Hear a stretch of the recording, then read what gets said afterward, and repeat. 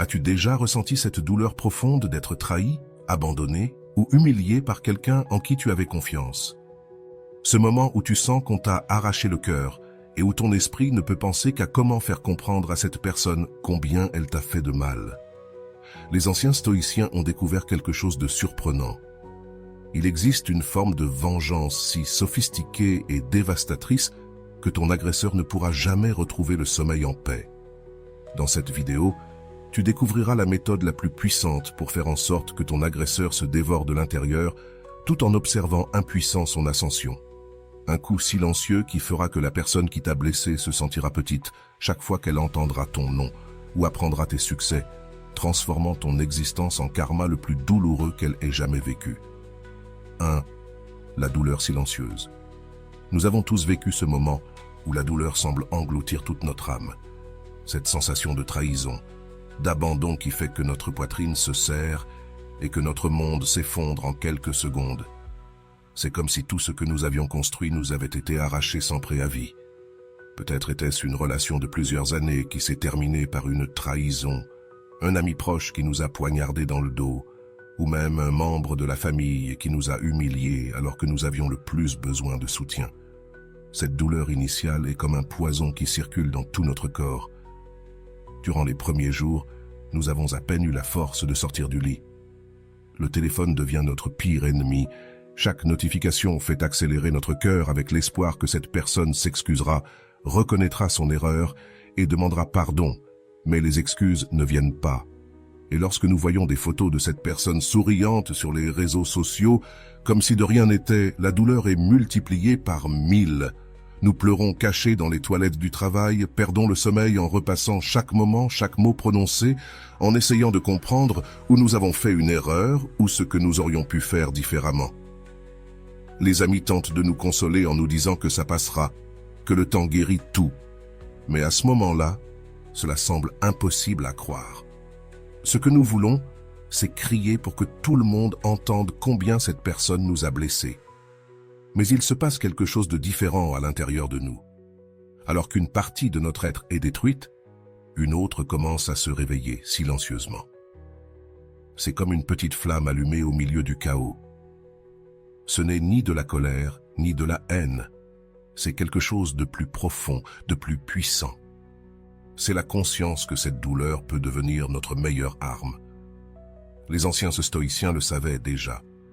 La douleur a un but plus grand que simplement nous faire souffrir. Elle vient nous apprendre quelque chose de précieux sur nous-mêmes. C'est au fond de nous que nous découvrons notre véritable force. Cette personne qui nous a fait du mal n'a aucune idée qu'elle vient de planter la graine de sa propre insignifiance. Lorsqu'une personne nous blesse profondément, elle nous donne, sans le savoir, une option puissante. Nous pouvons nous vautrer dans la douleur ou l'utiliser comme carburant pour une transformation si profonde que cette personne se repentira amèrement le jour où elle nous a sous-estimés. Et c'est là que commence notre vengeance silencieuse. 2. La vengeance silencieuse. Imagine la scène. Pendant que ton agresseur attend de te voir détruit, quémandant des miettes d'attention ou essayant de se défendre par des scandales et des affronts, tu choisis un autre chemin, celui du silence stratégique. C'est comme une partie d'échecs où ton adversaire ne se rend même pas compte que la partie a déjà commencé. La douleur silencieuse n'est que la première étape de ce voyage. C'est le moment où tu acceptes qu'on t'ait fait du mal, mais tu décides de transformer chaque larme en détermination, chaque nuit d'insomnie en planification, chaque moment d'angoisse en force pour ton évolution. C'est quand tu comprends que la meilleure réponse ne sera pas donnée par des mots, mais par des actions. Dans les jours, semaines et mois à venir, tandis que cette personne poursuit sa vie en pensant t'avoir détruit, toi, tu seras en train de te reconstruire silencieusement. Chaque petit progrès, chaque petit changement sera un morceau dans la construction d'une version de toi-même si puissante que ta simple existence sera un rappel constant de l'erreur que cette personne a commise en te sous-estimant. Cette douleur qui te semble aujourd'hui te consumer se transformera en quelque chose de si grand que ton agresseur se sentira petit chaque fois qu'il apprendra tes réussites. Pas par vengeance directe, mais parce que chaque pas que tu feras sera un rappel de ce qu'il a perdu en choisissant de te faire du mal. Et cela, mon ami, n'est que le début de ton voyage de transformation. 3. Le pouvoir du détachement. Avant d'aller loin, je te serais reconnaissant si tu mets un j'aime à la vidéo, cela m'aiderait à continuer de diffuser cette philosophie. Si tu n'es pas encore abonné, je te recommande de t'abonner et d'activer la cloche pour ne manquer aucune vidéo. Il existe une force dévastatrice que peu de gens connaissent, mais qui a le pouvoir de rendre insignifiant quiconque t'a fait du mal. Le véritable détachement n'est pas ce détachement forcé, celui où l'on fait semblant de ne pas s'en soucier tout en vérifiant WhatsApp toutes les 5 minutes. Nous parlons de quelque chose de beaucoup plus profond et puissant.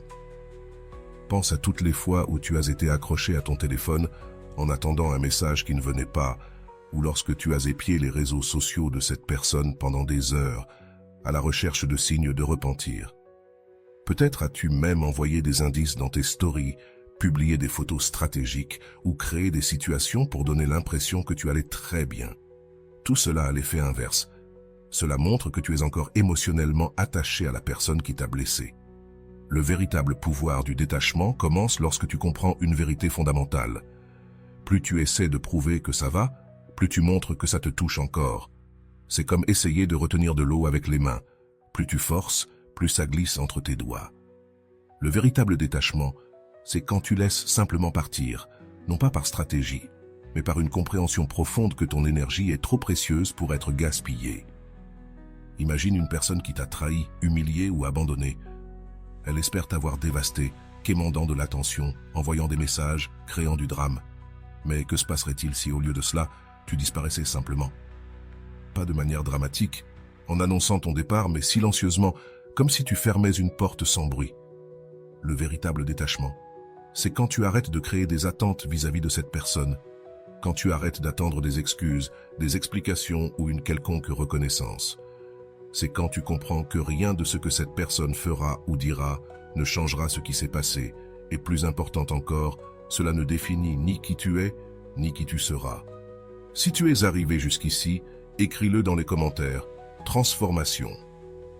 Beaucoup de gens confondent détachement et indifférence feinte. Ils publient des photos en souriant de manière forcée. Ils s'efforcent de montrer qu'ils vont super bien et qu'ils s'en moquent complètement. Mais le véritable détachement est silencieux. C'est à ce moment-là que tu n'as plus besoin de prouver quoi que ce soit à personne, que ton bonheur ne dépend plus de la reconnaissance ou des regrets de celui qui t'a blessé. C'est incroyable de voir à quel point cela affecte ceux qui t'ont fait du mal. Lorsque tu laisses vraiment partir, cette personne perd tout pouvoir sur toi. Il n'y a plus de moyen de te frapper, car tu n'es plus là émotionnellement. C'est comme essayer de frapper une ombre. Il n'y a nulle part où frapper, et cela devient désespérant pour ceux qui sont habitués à avoir un contrôle émotionnel sur les autres. Le véritable détachement se manifeste dans les petites choses. C'est quand tu arrêtes de créer des histoires dans ta tête sur leurs motifs, quand tu arrêtes de planifier ce que tu diras si tu les rencontres, quand ton cœur ne s'accélère plus en voyant une photo ou en entendant le nom de cette personne, non parce que tu te forces à le faire, mais parce que naturellement ton énergie est dirigée ailleurs. Il existe une loi universelle que peu de gens connaissent. Plus tu te sépares vraiment de quelqu'un, plus cette personne se sent attirée. Non par un amour sincère ou des regrets, mais par un ego blessé. C'est comme si tu lui avais retiré tout l'oxygène qui alimentait son pouvoir sur toi. Et il n'y a rien de plus perturbant pour un agresseur que de perdre son pouvoir sur sa victime.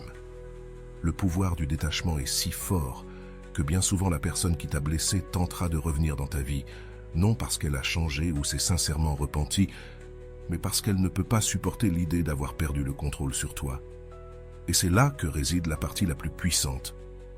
Quand cela arrivera, tu seras déjà tellement distante émotionnellement que ton indifférence sera naturelle et dévastatrice. Sois ta meilleure version. Si quelque chose déstabilise complètement un agresseur, c'est de voir sa victime se transformer en quelqu'un de bien meilleur. Après la douleur, il ne s'agit pas seulement d'un changement superficiel, comme changer de coiffure ou acheter de nouveaux vêtements. Nous parlons ici d'une métamorphose si profonde qu'elle pousse la personne qui t'a blessé à remettre en question toutes ses décisions.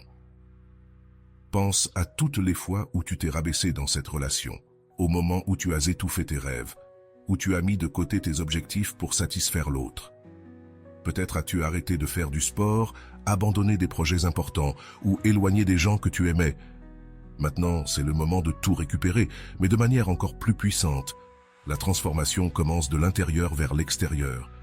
C'est là que tu décides que chaque minute passée à pleurer se transformera en 1 heure à la salle de sport, chaque moment de tristesse en énergie pour étudier, travailler ou développer un nouveau talent. Pas par vengeance, mais parce que tu as finalement compris que tu mérites d'être ta priorité numéro 1. Beaucoup de gens essaient de changer juste pour montrer à leur ex ou à ceux qui leur ont fait du mal. C'est une erreur fatale. La vraie transformation se produit lorsque tu choisis de changer pour toi-même, lorsque tu comprends que cette personne qui t'a blessé t'a, sans le vouloir, libéré d'une vie médiocre où tu n'étais pas ta meilleure version. Imagine la scène. Alors que ton agresseur attend de te voir sombrer dans la dépression, tu commences à briller de plus en plus chaque jour. Ton corps change, ta posture s'améliore, ton regard acquiert un éclat différent. Les gens commencent à remarquer quelque chose de différent chez toi.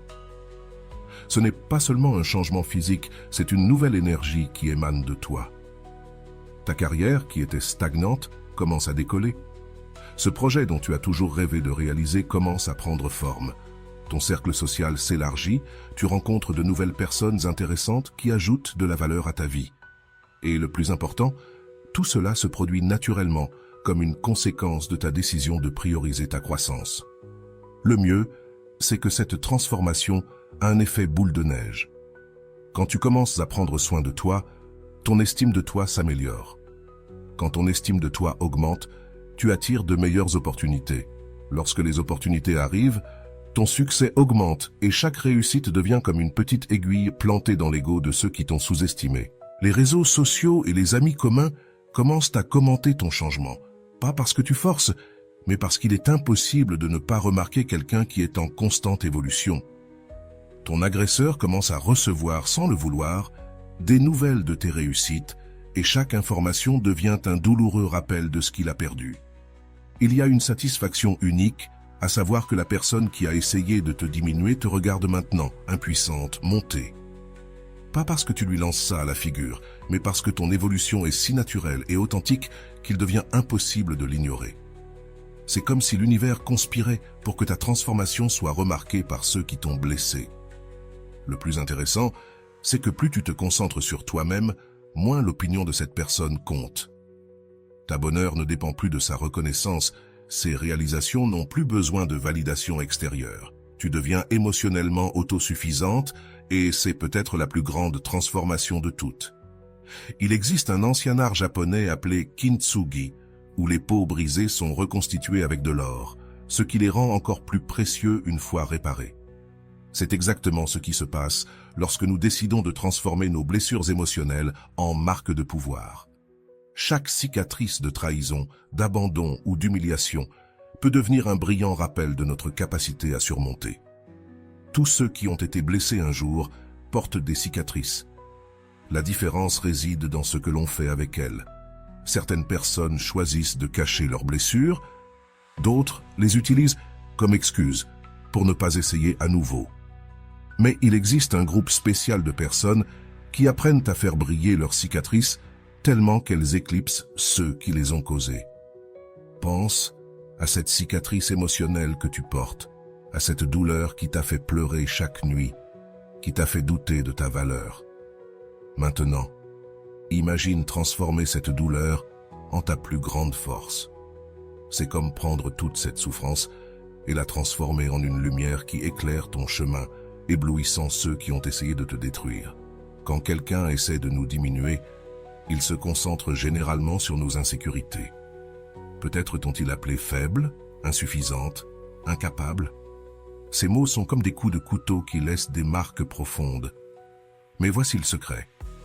Quand tu acceptes tes cicatrices et que tu apprends d'elles, elles se transforment en ta plus forte armure. Les cicatrices qui brillent sont celles qui racontent des histoires de surpassement.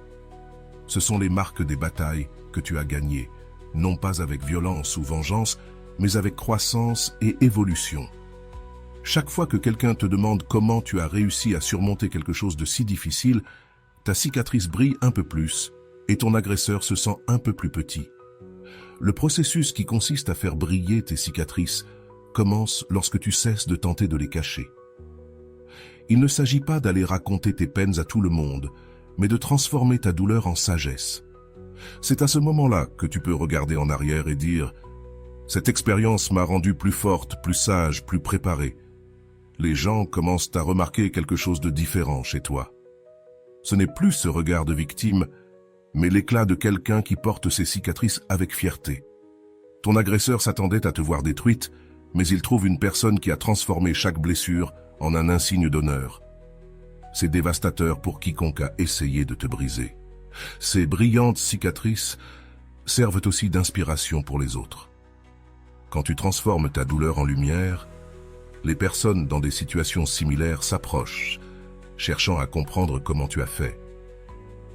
Ton exemple devient un phare pour ceux qui sont encore dans l'obscurité, et cela fait réaliser à ton agresseur qu'il a échoué dans sa tentative de te détruire.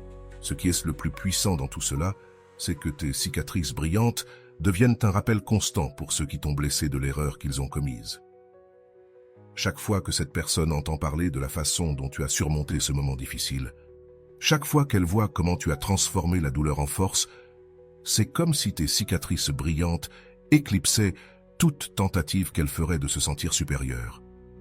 Avec le temps, tu te rends compte que tes cicatrices ne sont pas des marques de faiblesse, mais des symboles de ta résilience.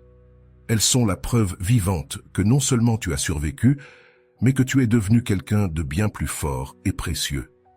Et il n'y a pas de revanche plus douce que de voir celui qui t'a fait du mal se rendre compte que ses tentatives de te détruire n'ont fait que te rendre plus puissant. Quand nous parlons de pardon, beaucoup de gens lèvent le nez. Après tout, pourquoi pardonner à quelqu'un qui nous a fait tant de mal? Mais il existe un type spécial de pardon que peu connaissent. Un pardon qui n'a rien à voir avec la bonté ou l'amour du prochain. C'est le pardon stratégique et calculé, qui a le pouvoir de faire sentir à ton agresseur qu'il est de plus en plus petit chaque jour qui passe. Le pardon stratégique ne signifie pas oublier ce qui s'est passé ou donner une nouvelle chance à la personne qui t'a blessé. Au contraire, c'est lorsque tu ne pardonnes pas à l'autre, mais à toi-même. C'est comme lâcher un poids qui te tirait vers le bas, mais d'une manière si élégante qu'elle laisse ton agresseur complètement désarmé. Imagine la scène. Pendant que cette personne attend de te voir pleine de douleur, de ressentiment et de désir de vengeance, tu choisis simplement de pardonner. Non, ce n'est pas ce pardon forcé de ceux qui disent « je te pardonne » avec les dents serrées, mais un pardon tellement sincère qu'il fait que l'autre se demande si vraiment il avait un pouvoir sur toi. Il y a quelque chose de très perturbant pour un abuseur quand sa victime le pardonne vraiment. C'est comme si tu lui enlevais tout le pouvoir de te faire souffrir. Quand tu gardes rancune, cette personne a encore du contrôle sur tes émotions. Mais quand tu pardonnes stratégiquement, c'est toi qui prends le contrôle du jeu. Le pardon stratégique a des phases. D'abord, tu acceptes que l'on t'ait fait du mal, puis tu comprends que cette personne a agi selon ses propres limites et traumatismes. Il ne s'agit pas de justifier ce qu'elle a fait, mais de comprendre que les petites personnes font de petites choses. Plus tu comprends cela, plus cette personne se sent diminuée devant ta grandeur. Beaucoup de gens confondent le pardon avec la réconciliation. Le pardon stratégique ne signifie pas revivre ou maintenir une relation avec la personne qui t'a fait du mal. En fait, c'est tout le contraire. Tu pardonnes et tu poursuis ta vie comme si cette personne n'avait jamais été importante. C'est dévastateur pour l'ego de la personne qui t'a blessé. Quand tu pardonnes stratégiquement, quelque chose d'intéressant se produit.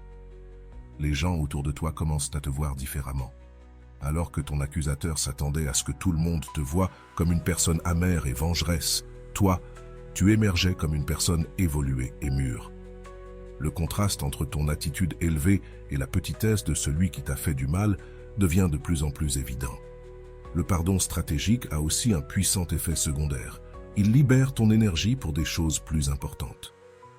Tandis que ton accusateur perd son temps à justifier ses actions ou à attendre sa vengeance, toi, tu te concentres sur ta croissance, ton évolution et sur le fait de briller de plus en plus. C'est comme si le pardon laissait de l'espace pour que ta lumière brille encore plus. Une des parties les plus intéressantes du pardon stratégique, c'est qu'il fait souvent que ton accusateur se sent confus et mal à l'aise. Les personnes qui blessent les autres s'attendent à de la colère, de la douleur, des tentatives de vengeance. quand elles trouvent un pardon sincère, elles se sentent désorientées. C'est comme si tu avais complètement changé les règles du jeu qu'elles connaissaient. Le sommet du pardon stratégique est quand tu arrives au point de remercier réellement, intérieurement, pour tout ce qui s'est passé. Pas parce que ça a été agréable d'être blessé, mais parce que cette expérience t'a transformé en quelqu'un de bien supérieur à ce que tu étais avant. Et il n'y a rien de plus perturbant pour un abuseur que de voir sa victime le remercier pour la libération qu'il lui a apportée, sans le savoir. Il y a une phrase célèbre qui dit que le succès est la meilleure vengeance, mais peu comprennent le véritable pouvoir destructeur que le succès a sur ceux qui ont essayé de nous diminuer. On ne parle pas seulement d'argent ou de statut, on parle d'un succès tellement complet et accablant qu'il fait que l'abuseur se sent de plus en plus petit, rien qu'en existant. Pense à toutes les fois où cette personne a essayé de te convaincre que tu n'étais pas capable. Peut-être t'a-t-elle dit que tu ne pourrais jamais rien obtenir de mieux, que tu rêvais trop grand, que tu devrais te contenter de moins. Maintenant, imagine transformer chaque mot de doute en un échelon vers ton ascension.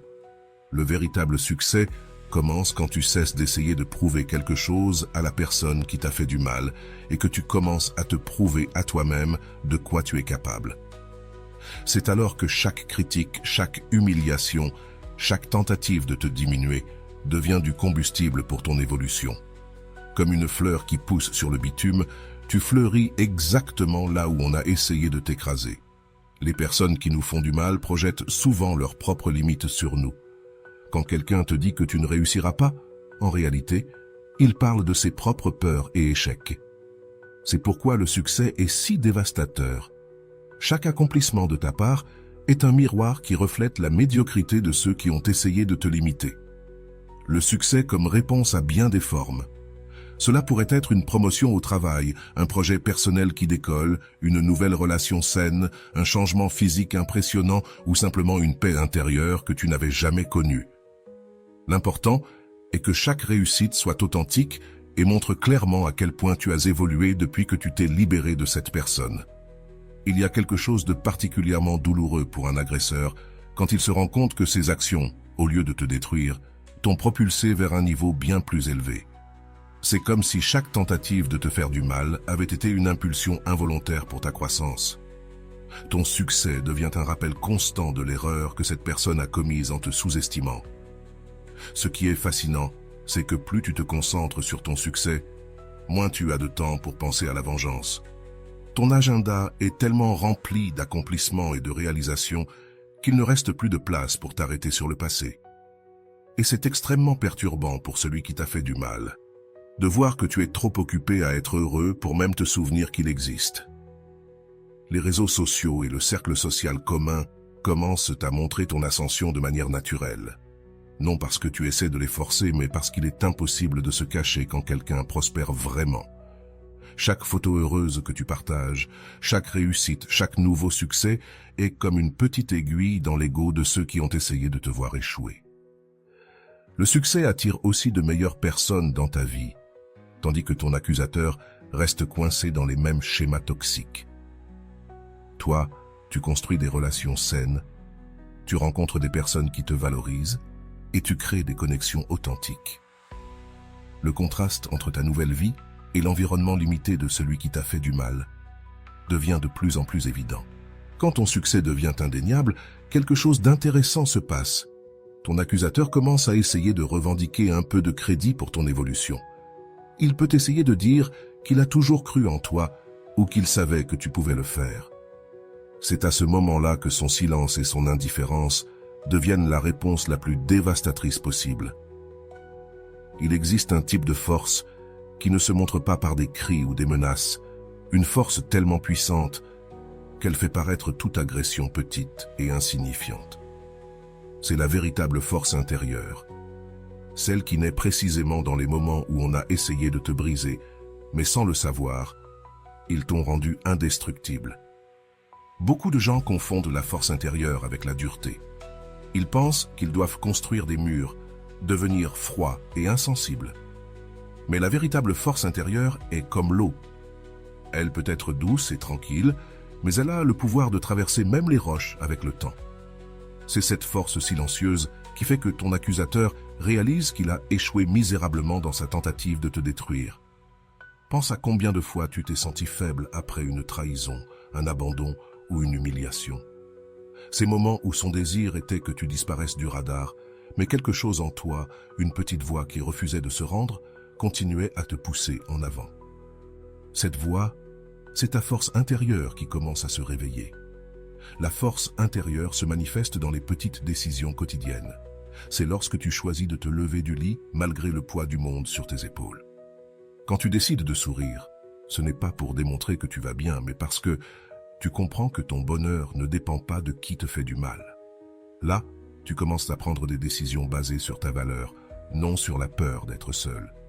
Il y a quelque chose de très perturbant pour un abuseur quand sa victime développe une véritable force intérieure. Ce n'est pas cette force artificielle de ceux qui essaient de paraître durs, c'est une force qui provient d'une paix profonde, d'une véritable autoconnaissance. C'est à ce moment-là que tu arrêtes de chercher l'approbation de cette personne et que tu commences à avancer guidé par ta propre boussole intérieure. La force intérieure se manifeste aussi dans la manière dont tu fais face aux nouveaux défis. Avant, tu pouvais te désespérer pour de petits problèmes. Maintenant, tu affrontes des obstacles plus grands avec une sérénité impressionnante. Ton accusateur, qui attendait de te voir t'effondrer, trouve quelqu'un qui est devenu émotionnellement incassable. Une des manifestations les plus puissantes de la force intérieure est quand tu peux être dans le même environnement que la personne qui t'a fait du mal sans te déstabiliser. Il ne s'agit pas de faire semblant de ne pas t'en soucier, il s'agit d'avoir évolué à un niveau où cette personne n'a plus le pouvoir d'affecter ta paix.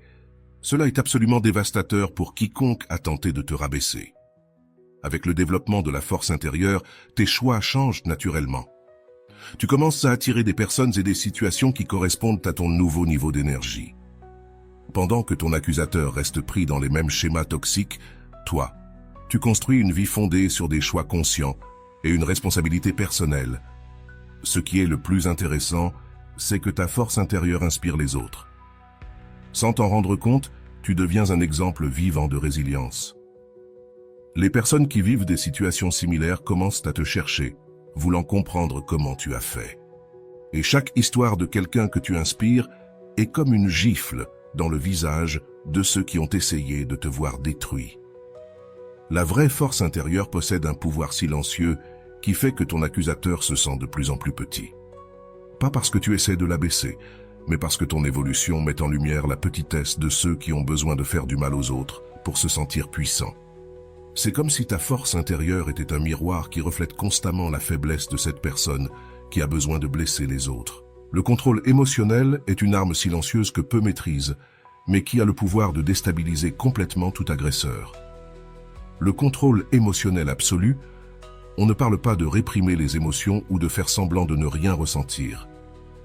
On parle d'une maîtrise si profonde de tes réactions que ton accusateur perd complètement son pouvoir sur toi. Pense aux fois où cette personne a réussi à te mettre en colère. Combien de nuits as-tu perdu à cause d'une remarque? Combien de fois as-tu joué à leurs jeux émotionnels, répondant à des messages qui ne faisaient que te rendre malade? Le contrôle émotionnel, c'est l'opposé de tout ça. C'est apprendre à choisir tes batailles et surtout tes réactions. La plupart des gens qui nous blessent ont un schéma. Ils attendent de nous voir hors de contrôle, en train de pleurer, de mendier ou de nous battre. Quand tu développes le contrôle émotionnel, c'est comme si tu jouais un jeu différent. Pendant que ton accusateur tente de se moquer de toi, tu restes d'une calme profondeur qui le fait se demander s'il a eu un jour du pouvoir sur toi. Le contrôle émotionnel commence par de petites victoires. C'est quand tu vois un message indirect sur les réseaux sociaux et au lieu de répondre, tu souris simplement et tu continues ta journée. C'est alors que tu rencontres cette personne par hasard et au lieu de montrer du stress, tu agis comme si c'était un inconnu dans la rue. Chaque petit moment de contrôle est une défaite pour ceux qui essaient de te déstabiliser. Il y a quelque chose de particulièrement perturbant pour un abuseur quand sa victime montre un contrôle émotionnel absolu. C'est comme si toutes les armes qu'il a utilisées contre toi perdaient leur effet. Les moqueries qui te faisaient rester éveillé la nuit semblent maintenant comme des tentatives pathétiques d'attirer l'attention. Les jeux émotionnels qui te touchent deviennent si évidents qu'ils sont prévisibles. Si tu es arrivé jusqu'ici, écris-le dans les commentaires. transformation. Le contrôle émotionnel se manifeste aussi dans la manière dont tu communiques. Tes mots deviennent plus mesurés, tes réponses plus calculées. Non par froideur, mais par sagesse. Quand tu as besoin d'interagir avec la personne qui t'a fait du mal, tu le fais avec une tranquillité si authentique qu'elle laisse cette personne complètement désemparée. L'un des aspects les plus puissants du contrôle émotionnel est qu'il te permet de voir clairement les jeux et manipulations qui t'affectaient autrefois. C'est comme si tu avais développé un radar pour détecter les tactiques toxiques. Pendant que ton accusateur tente de répéter les mêmes stratégies, toi, tu es 2 pas en avance, complètement immunisé contre ces tentatives de manipulation. Les gens autour de toi commencent à remarquer ce changement. Pendant que ton accusateur tente de créer du drame et de la confusion, toi, tu maintiens une posture équilibrée et mature. Le contraste est si évident que même ceux qui ne connaissent pas toute l'histoire peuvent discerner qui est vraiment la personne toxique dans cette situation. Le contrôle émotionnel a un effet intéressant. Plus tu le développes, plus ton accusateur perd le contrôle. C'est comme si ta sérénité forçait cette personne à montrer son vrai visage. Tandis que tu maintiens ton calme, il se déstabilise de plus en plus, montrant à tous qui tu es vraiment. La plus grande preuve de ton contrôle émotionnel se produit lorsque ton accusateur tente d'utiliser des informations du passé contre toi. Ces histoires qui te faisaient pleurer, ces secrets qui te rendaient vulnérable, n'ont désormais plus aucun pouvoir. Tu as développé une telle force intérieure que ton passé fait maintenant partie de ton histoire de résilience. Il existe une liberté dévastatrice que peu découvrent après avoir été blessés, la vie sans ancrages émotionnels. C'est à ce moment-là que tu comprends enfin que toutes ces chaînes qui te liaient à la personne qui t'a fait du mal étaient en réalité tes choix.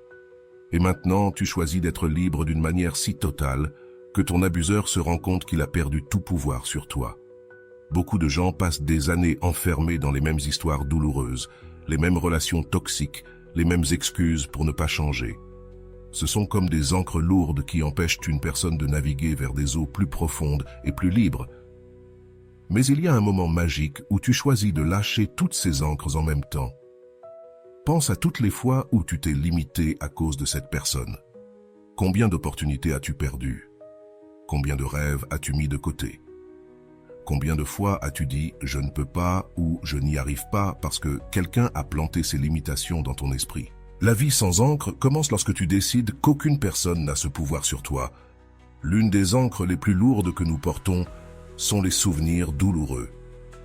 Il ne s'agit pas d'oublier ce qui s'est passé, mais de te débarrasser du pouvoir que ces souvenirs ont sur toi.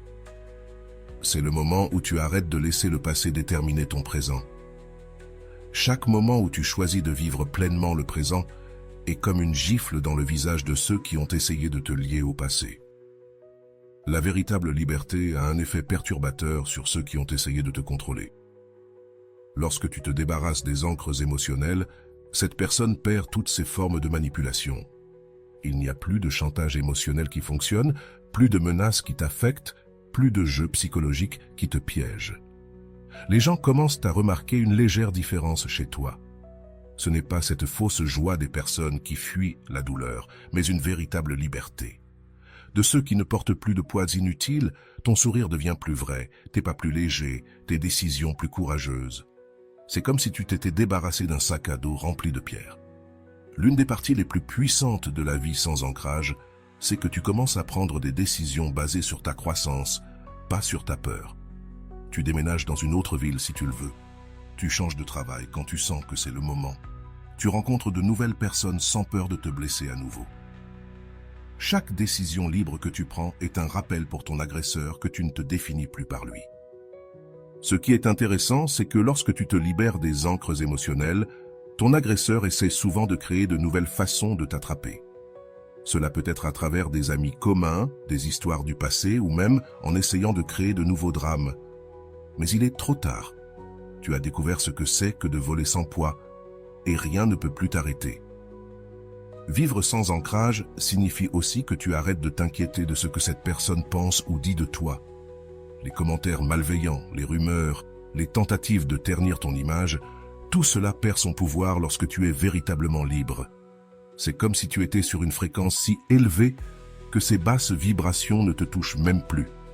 La véritable vie sans ancrage C'est quand tu arrives au point où tu peux remercier la personne qui t'a blessé, non pas parce qu'elle t'a fait du mal, mais parce qu'elle a été le catalyseur de ta libération. Lorsque tu te rends compte que chaque tentative de te retenir t'a seulement appris à être plus libre, tu atteins un niveau de libération que ton agresseur ne pourra jamais comprendre. Il existe une sagesse stoïcienne ancienne, gardée pendant des siècles par les philosophes stoïciens, qui a le pouvoir de transformer n'importe quelle blessure en force.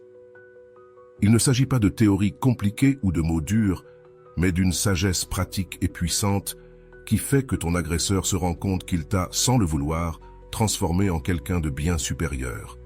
Les stoïciens le savaient déjà. La vie ne consiste pas à ce qui t'arrive, mais à la manière dont tu réponds à ce qui t'arrive. Lorsque quelqu'un te blesse, tu as deux options. Tu peux t'attarder dans la douleur ou utiliser cette expérience comme carburant pour ton évolution. La sagesse stoïcienne t'enseigne à transformer chaque coup en un tremplin pour ton ascension. Imagine que ta vie soit comme un jeu de cartes. Tu ne peux pas contrôler les cartes que tu reçois, mais tu peux contrôler comment tu joues. Lorsque quelqu'un te trahit, t'abandonne ou t'humilie, c'est comme recevoir une mauvaise main. La sagesse stoïcienne t'enseigne à jouer ces mauvaises cartes et à finir par gagner le jeu de la vie. L'un des principes les plus puissants du stoïcisme est que personne ne peut te blesser sans ton consentement. Ce n'est pas que la douleur n'existe pas, elle existe, mais tu apprends à utiliser cette douleur comme un maître, pas comme un bourreau. Chaque fois que ton agresseur essaie de te diminuer, tu grandis un peu plus, tu deviens un peu plus sage. La sagesse stoïcienne a un effet intéressant sur ceux qui t'ont blessé. Pendant que cette personne s'attend à te voir détruit, elle trouve quelqu'un qui a transformé la douleur en force, la souffrance en sagesse. C'est comme si chaque tentative de te faire du mal n'avait fait qu'ajouter des couches de force à ton caractère. Les stoïciens enseignaient quelque chose de puissant. Ton bonheur ne peut pas dépendre de choses que tu ne contrôles pas. Tu ne contrôles pas les actions des autres, mais tu contrôles totalement leurs réactions. Lorsque tu comprends vraiment cela, ton agresseur perd tout pouvoir sur ta paix intérieure. Une des leçons les plus percutantes du stoïcisme est celle concernant la réputation. Les stoïciens disaient que la réputation ne dépend pas de toi, mais des autres. Ainsi, lorsque ton agresseur essaie de salir ton nom ou de répandre des mensonges, tu restes calme, sachant que tes actions parlent plus fort que n'importe quel ragot. La sagesse stoïcienne enseigne aussi à propos du temps. Tandis que ton agresseur perd son temps à essayer de te faire du mal, toi, tu investis chaque minute dans ta croissance. C'est comme une course où il est trop occupé à essayer de te ralentir pour se rendre compte que tu es déjà à des kilomètres devant. Il y a une tranquillité spéciale qui vient avec la sagesse stoïcienne. C'est alors que tu comprends que rien d'extérieur n'a de pouvoir réel sur ta paix intérieure. Ton agresseur peut essayer 1000 façons de te déstabiliser, mais il trouvera quelqu'un de tellement concentré sur ses valeurs que rien ne pourra le secouer. Le pinacle de la sagesse stoïcienne, c'est quand tu te rends compte que ton agresseur a été, sans le savoir, ton meilleur maître. Chaque blessure t'a appris la force, chaque trahison, la loyauté, chaque humiliation, la dignité. Tu deviens tellement supérieur à ce que tu étais avant que ta simple existence devienne une leçon pour ceux qui ont essayé de te détruire. La transformation silencieuse est celle qui se produit de manière si naturelle et discrète que, quand ton agresseur s'en rend compte, tu es déjà devenu quelqu'un de complètement différent et inaccessible. La transformation silencieuse, c'est comme une chenille qui se transforme en papillon. De l'extérieur, on dirait qu'il ne se passe rien, mais à l'intérieur, une métamorphose complète est en cours. Tandis que ton agresseur pense que tu es piégé dans le temps, tourmenté par la douleur, tu te reconstruis secrètement en quelque chose de bien plus puissant. Le pouvoir de cette transformation réside précisément dans le silence. Il ne s'agit pas de publier des citations motivantes sur les réseaux sociaux ou de faire de grandes annonces sur tes changements. Il s'agit de laisser les résultats parler d'eux-mêmes. Chaque petit changement, chaque petite victoire s'ajoute silencieusement jusqu'à ce que le résultat final soit impossible à ignorer. Pense à la façon dont l'eau transforme une roche. Ce n'est pas avec un seul coup fort, mais avec des gouttes constantes, jour après jour. Sa transformation silencieuse fonctionne de la même manière. Chaque jour où tu choisis de grandir au lieu de te venger, chaque moment où tu investis en toi plutôt que de nourrir le ressentiment, est une goutte qui, avec le temps, transformera complètement ta réalité. Ce qui est intéressant avec la transformation silencieuse, c'est qu'elle surprend totalement ton agresseur. Tandis qu'il s'attend à te voir réagir, lutter ou essayer de prouver quelque chose, tu construis silencieusement une version tellement supérieure de toi-même que, lorsqu'il se rendra compte de ce qui se passe, il sera trop tard pour essayer de te diminuer. Cette transformation se produit en plusieurs couches. Sa façon de parler change subtilement, sa posture devient plus assurée, son regard gagne en éclat. Ce sont des changements si graduels que ceux qui te voient tous les jours ne les remarquent à peine. Mais quand quelqu'un te retrouve après des mois, l'impact est écrasant. L'un des aspects les plus puissants de la transformation silencieuse est qu'elle se produit de l'intérieur vers l'extérieur. Il ne s'agit pas de changements superficiels, mais d'une révolution intérieure si profonde qu'elle se manifeste dans tous les aspects de ta vie. Ton agresseur peut essayer de copier tes changements externes, mais il ne pourra jamais répliquer ton évolution intérieure. Les personnes autour de toi commencent à remarquer quelque chose de différent, même sans pouvoir expliquer exactement ce que c'est.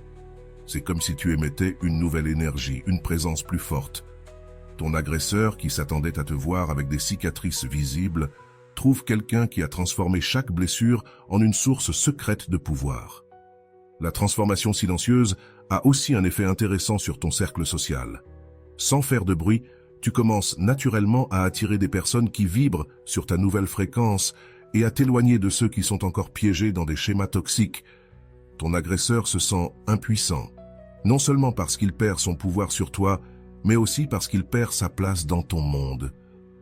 Le sommet de la transformation silencieuse, c'est quand ton agresseur essaie de reprendre contact et se rend compte qu'il fait face à quelqu'un de complètement différent. Non pas parce que tu fais semblant ou essaie de prouver quelque chose, mais parce que tu es devenu une personne qu'il ne peut plus manipuler ni blesser. C'est comme essayer d'utiliser une vieille clé dans une serrure qui a été complètement changée. Et voilà, j'espère que vous avez trouvé beaucoup de valeur dans cette vidéo. Merci d'être resté jusqu'à la fin de cette vidéo, j'adore quand vous faites ça. Si vous en voulez plus, vous pouvez écrire en commentaire « J'en veux encore plus ». J'espère vous revoir dans une autre vidéo.